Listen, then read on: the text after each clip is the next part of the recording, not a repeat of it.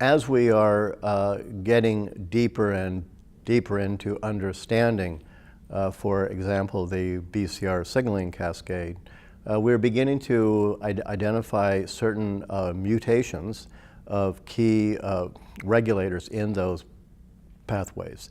And there was a recent study that myself and my colleague Dr. Lou Stout published, where we looked at some of those key mutations within large cell, and were able to see that certain mutations were associated with a better response to Ibrutinib, whereas others weren't. And we were able to model these in cell lines. So this really is kind of the start of where we can really get into precision medicine, where we can really try to understand at a relatively deep level which patients are most likely to benefit from these agents.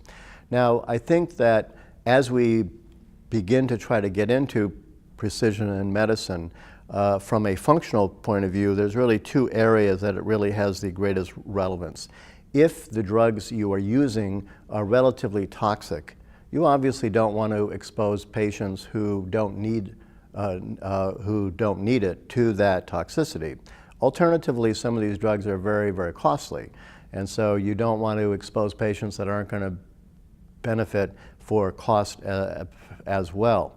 One of the things that has been somewhat gratifying is that a number of these drugs, particularly the ones that belong to the Bruton tyrosine kinase group, have been relatively well tolerated. So I think that the tolerance issue is less of a concern, but they are very, very costly. So I think that as we get into problem with costs of medical care, that really may have a key role to play as well. And then finally, if you really want to identify quickly from a clinical trial point of view, which has relevance for getting the drugs approved, you want to be able to select that group of patients where you're most likely to see your signal.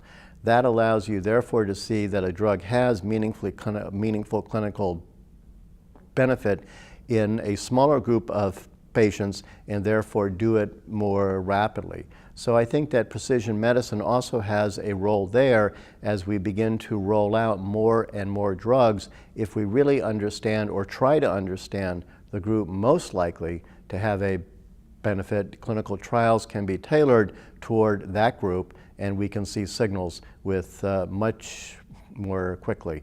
And even more critically, signals that might otherwise not be seen because only a small fraction of benefit could be seen, and otherwise they for at least a small group of people that may be totally lost.